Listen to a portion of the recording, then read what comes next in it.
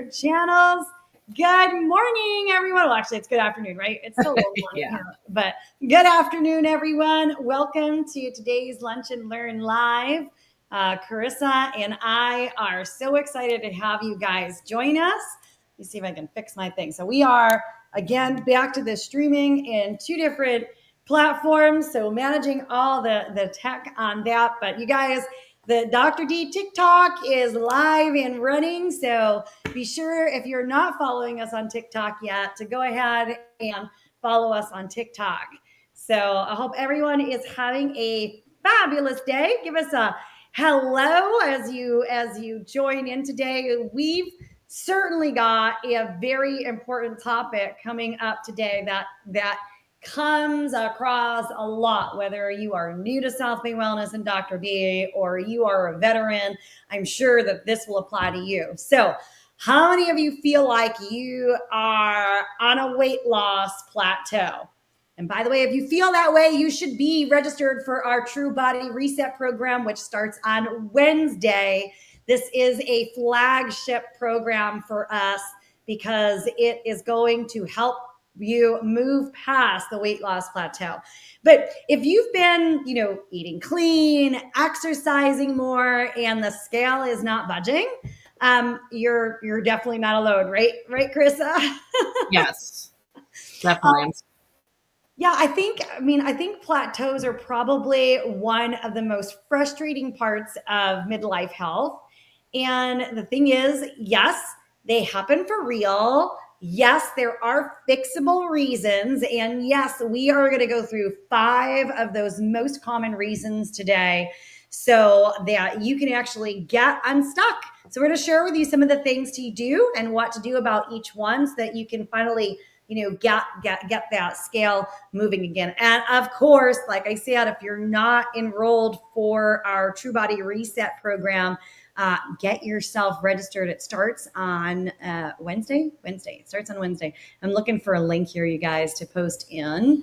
But in the meantime, Carissa, you've seen a lot of women struggle in this midlife period with that stuck weight. Oh, right? Yeah. I see it all the time. And I feel like it can be really frustrating, right? Because a lot of the women that I talk to, they'll say things like, I'm doing all the things, I'm eating clean, I'm exercising, I've cut back, insert whatever, you know what I mean? So why isn't my body responding? Mm-hmm. And the first thing that I always remind them is that your body's not broken, right? Your body is incredibly smart, actually. So if the scale has stopped moving, it's usually because your body is trying to protect you, and sometimes that protection comes from stress hormones, especially cortisol. Sometimes, the adrenal glands are constantly firing because your body thinks like it's in survival, not like, oh, we can release the fat, So you kind of have to shift that conversation from, do I need to do more, to really like, how do I support my body better? Exactly. Yeah, you guys grab a pen because this is going to be super practical today because what we do is we help midlife women reset their hormones, release their weight, get their energy back, following our really body-led science-backed approach with the True Wellness framework. So you guys, here's how we'll do this. Okay. So number one, I'm going to go through the 5 root causes of the weight loss plateaus. We'll talk about the science behind them in a very simple language, right? And then 1 or 2 action steps that you can actually begin to start to take today. Okay. And at the end, of course, we will guide you through a 2-minute nervous system reset so that you can leave today's Lunch and Learn feeling, calmer, more in control, and ready to go. Sound good? Yeah. All right. Oh, by the way, you guys, if you are staying on for today's Lunch and Learn line, I will also share with you at the end how you can grab a copy of my 1-page Plateau Fix game plan. Okay. So just type game plan into whatever platform you're watching this on, and we'll get that game plan for you. So let's dive in, Carissa. Number one. And I almost feel like this one is so pivotably important. So maybe it's fitting that it's number one. And so the number one thing that causes weight loss plateau is what I call the silent habit creep. Okay. So, the silent habit creep is like maybe you've made some changes and you're doing great things, but it's like maybe it's like the handful of nuts that you grab while you're cooking dinner, or the extra tablespoon of salad dressing, or that oat milk latte that feels healthy, right, but actually adds up. And you guys, none of these things are bad, right? They're not bad. They're not bad foods. They're not bad for you. But when your body needs a calorie deficit to begin to release fat, the 100 to 200 extra calories a day, which like adds up really quickly, it can erase a week's worth of progress. And so I want you to start to think about and look for, where are the tiny leaks? Okay. Because a plateau doesn't usually mean that your metabolism is all of a sudden broken. It's just that there's little things that are creeping in that we haven't paid attention to. We're not aware of. Sometimes actually tracking your food for a little period of time is actually helpful, even though it's a pain in the rear end. I get you. I don't like it either. But sometimes if I'm like, what is going on here? I need to like backtrack and get real honest and precise with myself. So these tiny leaks do make a big difference. And you guys, fixing it is not like shame. It's actually awareness, right? I mean, you see it all the time with our clients, Carissa. So share with us a little bit about what you see. Yeah. Well, I love first that you called it the silent creep. I think that's a really great name, because so often women do come in saying like, I swear I'm doing everything right. And when we slow down and actually look, and like you said, not in a judgmental way at all, but more with awareness, we find those little hidden habits that slipped in without us realizing. I often hear exactly what you said, like, the scoop of salad dressing, or eating off of our kids' plates, or just grabbing stuff, just mindlessly.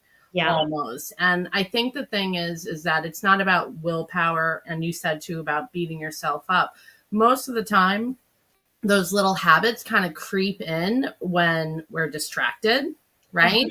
When we're stressed or we're disconnected from the body. And that's why one of the first things I think is just like pausing and tuning back in and tracking it, so you have that awareness, right? Because when you can reconnect, you do start to notice like, oh, maybe I wasn't even hungry when I grabbed that handful of nuts, or wow, that latte, became like a daily thing instead of a treat. So, I think it's important to note that your body's not failing you. It's just following the rhythm that you set. And the really empowering piece here is that I think once you see the leaks, then you can start choosing without the shame spiral or being like, what's wrong, and trying to figure it out. That's so spot in. I'm spot on. Sorry, spot in. Also spot on. It's like what I say all the time. It's like, if you've got things that are going on back here, you can't see, you can't do a darn thing about them. No. But the minute you can bring it to your awareness, you can be like, oh, look at that, my hand is out of control. Let me calm that bad boy down. Right. So we've got to start to pay attention. And I would say that, in my last, almost 2 decades of practice here, I would say that things have actually gotten worse and not better. And you're like, well, how could it get worse, right? Because we have so much more information about our health and so much more information about what to eat, what not to eat, what to do, what not to do. But the key thing is, you guys, we are overwhelmed with information, right? Which I find leaves a lot of people confused. I know a lot of our clients, they come in to South Bay Wellness, and they're like, you know what? I heard this person say to do this, and then I heard someone say do the exact opposite of that, and I don't even know what to do for myself anymore. Yeah. So there's that piece, right, with all the information. But the other piece is distraction. So we are completely distracted all the time. Maybe it's unrealistic goals because you're working so hard. Maybe it's like you're just on your phone and so you're doing things mindlessly. Maybe it's the TV that's going. Maybe it's worry about something else that's happening.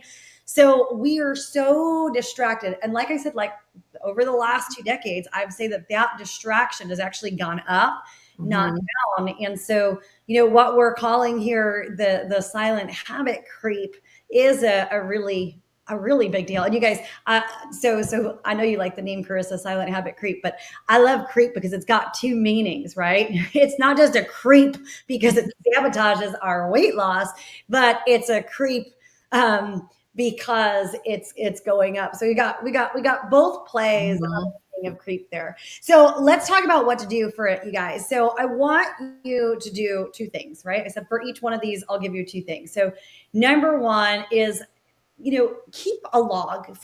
Challenge yourself to do 48. Let's do 48 hours. Keep a food honesty audit for the next 48 hours. Okay. Write down everything that passes your lips, all the ingredients, all the nipples, all the sips, the pieces of chewing gum, whatever it is, right? Okay, if you're popping like cough drops or, sucker candies or whatever it is that passes your lips, start to write that down. I bet that you will find at least 2 to 3 very easy tweaks by just taking that steps. Okay, just taking those steps, I think will help you move past that. And then think about, you guys, swap invisible calories for actual like visible nourishment, right? Like measure your salad dressing before you put it onto your salad. Choose snacks that are high in protein and fiber. Maybe don't do 2 Starbucks lattes a day, like cut back on those Starbucks lattes. You'd be happy you did. It'll be great for your budget. but those are some things that you can do. Okay.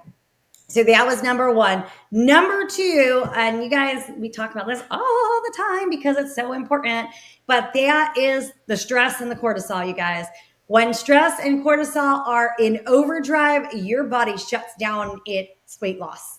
Okay. So if you are constantly stressed out, give yourself some grace. The scale is not going to move because when stress stays high, cortisol stays high, and cortisol's job is actually to mobilize energy. So when your cortisol is high, your blood sugar rises, your insulin steps in, and then when insulin steps in, that's like your body's fat storage hormone. So now you start storing that fat around your midsection.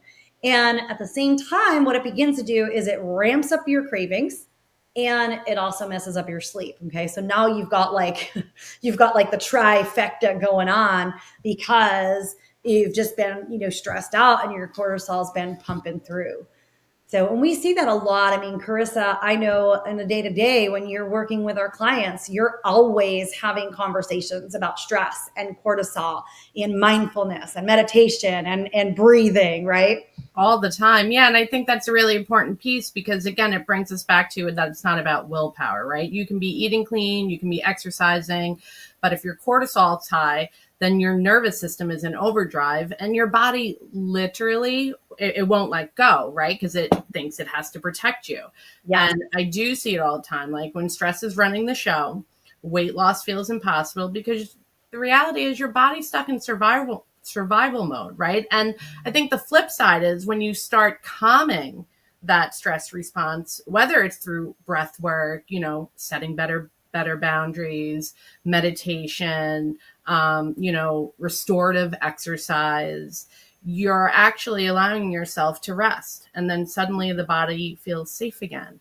And when the body feels safe, that's when it starts to release. Yeah, absolutely, you guys. So the thing is, if you're stuck at a weight loss plateau, it's not necessarily that you need more willpower. You just need to downshift your nervous system. Okay.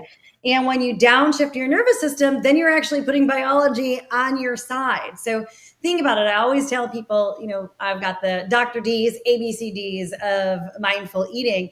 And part of that ABCD, letter B, there is breathe.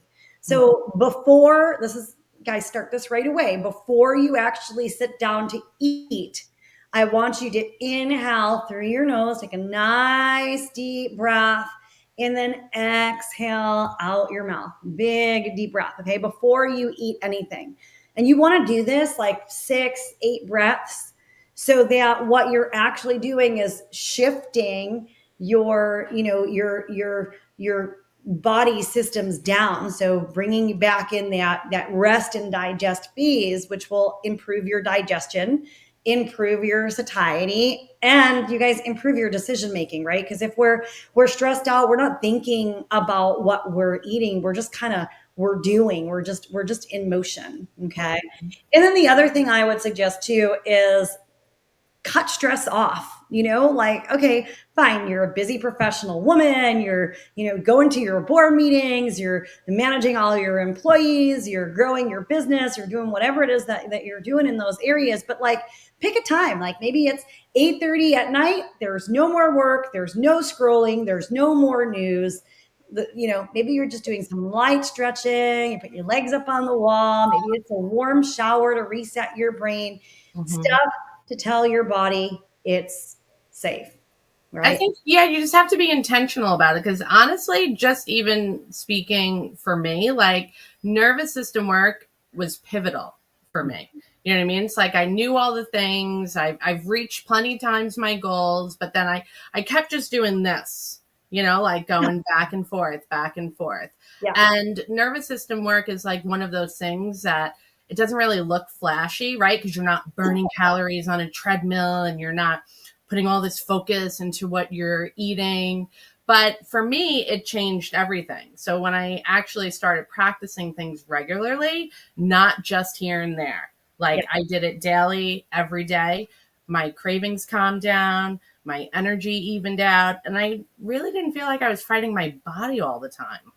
Yeah, I love that. And but that's exactly what we're talking about here, Carissa. That's exactly what we need to be doing for sure. So let's move to number 3 out of our 5. So number 3 out of our 5 is what I call the dieting defense, the double D's.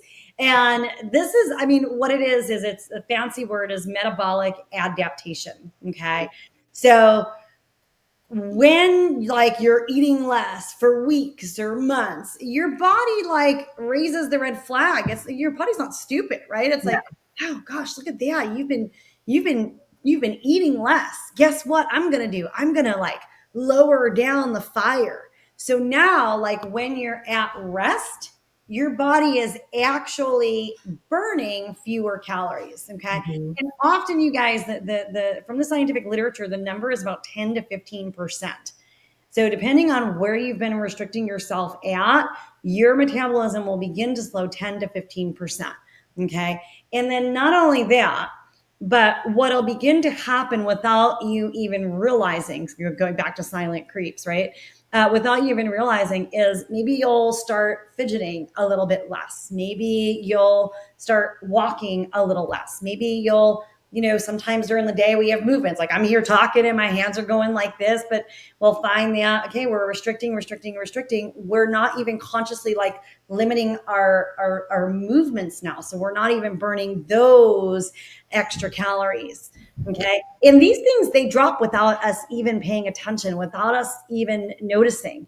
And then what happens is we start to feel tired. We start to feel hungry. We start to feel stuck. Okay. And it's not, again, you guys, it's not, if you've been on this weight loss journey and you've gotten to a certain point, this doesn't mean that you're failing. Okay. It just means that your body's protecting you. We always talk about the safety of the body. Your body's protecting you. So the way that you move past this plateau is you reset. Okay. The answer is not to push harder, because if you push harder, you're doing more of the same thing. Einstein calls that insanity, right? Einstein said, if you do the same thing over and over again, expecting a different result, that's insanity. Okay. So it's not to push harder, restrict more. It's actually to reset. Okay. So it means like taking a break. So take 7 to 14 days where you maintain your calories versus restricting your calories, right? Or where you're focusing on making sure that you've got a lot of both, but through whole foods and adequate. Okay. This will lift the brakes. Okay. And so that when you do go back into that calorie deficit state, it actually works because you haven't tripped up your body into this space where it feels like it needs to defend its survival and drop your metabolism. Mm-hmm. So pay attention to that. The other thing, of course, is so while this is happening and our metabolism is slowing down without us realizing, we're slowing down in our movements as well. So rebuild your movement, right? Do some more steps during the day. So up the amount that you're walking. Go for an extra walk, right? Park your car a little further. Do all the things to get your body actually moving forward. Okay. Because if you're eating less and less and you're getting worse and worse results, well, it means that you've had some metabolic adaptation take place. And so that's going to need to, you're going to need to shift. You're going to need to pay attention to that and why that's happening. Yeah, I think those are really great key points, right? Because this is where I see so many women get frustrated and they blame themselves. Yes. Right? When in reality, it's just biology. And I mean, I've been taught too, right? Like, move more, eat less. That's always been like the way to go. But I always say too, you can't bully your metabolism into submission, right? Like cutting and cutting only teaches your body to defend itself. And like you said, to slow down. And that's why discipline alone won't fix it. But what does make a difference is rebuilding that trust with your body and bringing the nourishment back in, like you said, and also like adding back the smart movement and supporting the adrenal glands so the system feels safe again. And I know for my own journey and like working with clients, like when you shift out of that survival mode, your energy does come back and your body does respond again. And I think that's the real path forward. Yeah. And I want to say something else too, is everybody's weight loss journey is different and nobody's weight loss journey is the same. Like we've got this true body reset coming up. Mm-hmm. And I already know that these women are stuck for different reasons Mm-hmm. and they're going to do different things in order to jumpstart their bodies back into fat loss, right? Because maybe it's the calorie restriction, maybe it's the stress, maybe it's the not enough sleep, maybe it's their body kind of readjusting to all the different hormonal changes that kind of happen. We're in that 40s to 60s range, but these are all things to pay attention to. And you always want to remember that you are your body's own best scientist. Mm-hmm. So you are the experiment. Figure out what works for you and your body. This is why it's so important to be connected to your body, because what works for your friend may legitimately do the exact opposite for you because of where your body's at. So always keep that in mind. Okay. And don't lose hope, you guys. Just because one thing doesn't work doesn't mean that something else won't. Okay. Mm-hmm. It is always about timing and like addressing what your body needs so that it can feel safe to kind of go with that safety theme, because that's important. All right, you guys, we have just a few minutes here. Let's do number 4 and 5. So number 4 here, this is that muscle loss and movement decline that happens as we enter middle age. So estrogen used to really be helpful for us in terms of building our muscle. When we start moving into perimenopause, menopause, we know that it declines. It's supposed to do that. Okay. But muscle is the most metabolically active tissue in your body. So it is the one that is burning up the most. So if you've got low muscle, you guys, then your daily calorie burn is going to be lower. You're going to handle glucose more poorly, and your body is going to be, really cling to have energy. So it's important that you're putting emphasis when you're working out on building muscle if you're in that midlife period. And, it's not, by the way, you guys, we've got to look at exercise differently when we hit middle age, because our exercise is not about doing a whole lot of cardio. Your exercise to remove a weight loss plateau, okay, is really about building that muscle first, okay, and also timing protein with that. So muscle training and protein timing, those are important. So get your strength training in 2 or 3 times a week. Okay. Think about like full body things. If you can do weights that safely, excellent, do that. But think about other things like squats, hinges, pulls. Okay. And then progressively adding weight. and have variety, you guys. Mix it up. Don't do the same thing over and over again. Mix it up so that you're building up different muscles in your body. And I know we've said it before, but I'll say it again. Aim for that really, like, you're working out 25 to 35 grams of protein per meal. It can be plant protein, it can be animal protein. It doesn't matter the form. Okay. I personally prefer plant proteins. They work better for my body. I feel better when I have plant proteins than animal proteins, but everybody's body is different. You've got to identify what feels good for you in your body. Okay. And then front load movement, you guys. So you got muscle and movement. So the first 10 minutes of your day, skip your phone, leave it there, go for a walk, get out in the sun. A brisk walk will improve your insulin sensitivity for the rest of the entire day. So it's like you're setting yourself up to win. And this is a great season. It's not too cold yet for those who are in super cold climates. So just take that first 10 minutes when you get up, brush your teeth, use the potty, and get straight out the door. Don't second guess it. Just go ahead and do it. Yeah, I have to front load doing my hard too. I think we talked about this last week, but once I hit past the afternoon, it never happens. Things just get too busy, you know? And I have to say this would be my favorite because I really dislike doing cardio. So I was very happy to learn that, especially in midlife, like when you're losing muscle, you're losing your calorie burn, your blood sugar stability, your hormone balance. So it is a good idea to rebuild the muscle and rebuild the safety at the same time. And remember, ladies, it's not punishment. It's not pushing harder. It's just structuring yourself. Exactly. Discipline feels hard at first, but done the right way, it does give us freedom. Absolutely. Absolutely. All right, you guys, let's hit number 5 of the 5. And that is hormone imbalances. Yes. Insulin, thyroid, estrogen, progesterone, all of those. And yes, that can stall our weight loss. So you go, guys, our hormones run the show and they are dynamic. Okay. And as estrogen and progesterone fluctuate and decline as we enter our middle age, well, insulin sensitivity gets worse. Okay. Thyroid conversion can also be impacted. And so the body moves towards fat storage. Okay. Especially if you've got poor sleep and that high stress. Now, I want to say something that I think is really, really important here to understand as well. It is normal for your body. It's one of your body's normal protective mechanisms to actually begin to add weight when you're in those postmenopausal years. It is by design. Now, I'm not talking about the weight that many people gain, like 10, 15, 20 pounds. I'm talking small amounts of weight, but we're not going to walk around with zero fat in our body as we enter our midlife and late life. Because if we do, you guys, that impacts our mortality.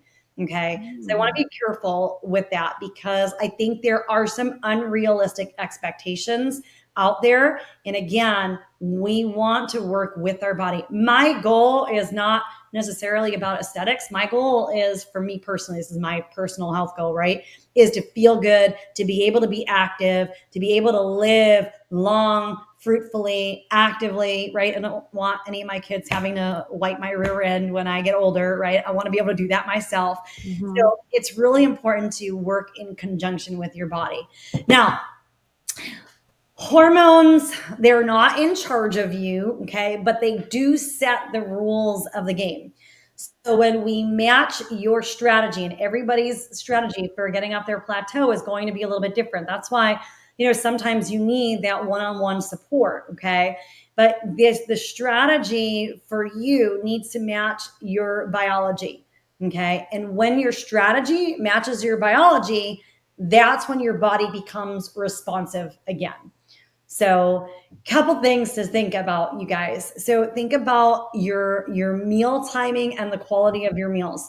So some people, I know, especially like work from home, and you guys, I work from home. So this is something I've got to be really careful about.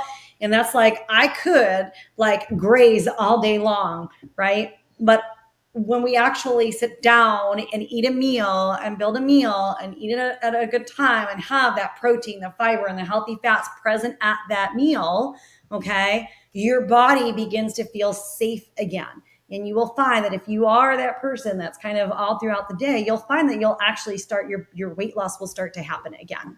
Okay. And consider eating earlier. Like, don't have dinner at 7 or 8 o'clock at night. Dinner in or at 5 or 6 o'clock.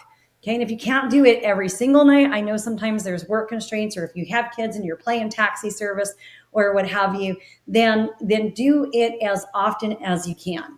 And for some people that might mean if you've got, mommy or daddy taxi duty and, at 7, 8 o'clock at night, and that's usually when you're eating dinner, we'll switch you guys, have a much bigger meal at lunch. And maybe you just have, like a protein smoothie for dinner, as opposed to having something that's really heavy and hard for your body to digest. Okay. So that's one thing you can do. Another thing, of course, is having that sleep rhythm. We've talked about this before. Have a consistent lights out time and a consistent wake up time. And I'll tell you guys, if you're the person that hits snooze because it feels easier, if you're up and then you hit snooze and you go back to sleep, it actually confuses your body and it makes it worse. Okay, so you end up feeling more tired, not less tired, which is why sometimes hitting snooze means you need to hit it like 10 times as opposed to being able to just hit it once. So consider, like, when that alarm goes off, rather than hitting snooze and going back to sleep, maybe just do some gentle stretching. Okay, have that be your motivation for that period of time. I like to use that time as a full body check-in, like, okay, I love you. What do you need today? And have that kind of conversation in that check-in time. So hit the snooze, but don't go back to sleep. Like, let that be your time to get up. Okay. And I know we're going to start to move clock times.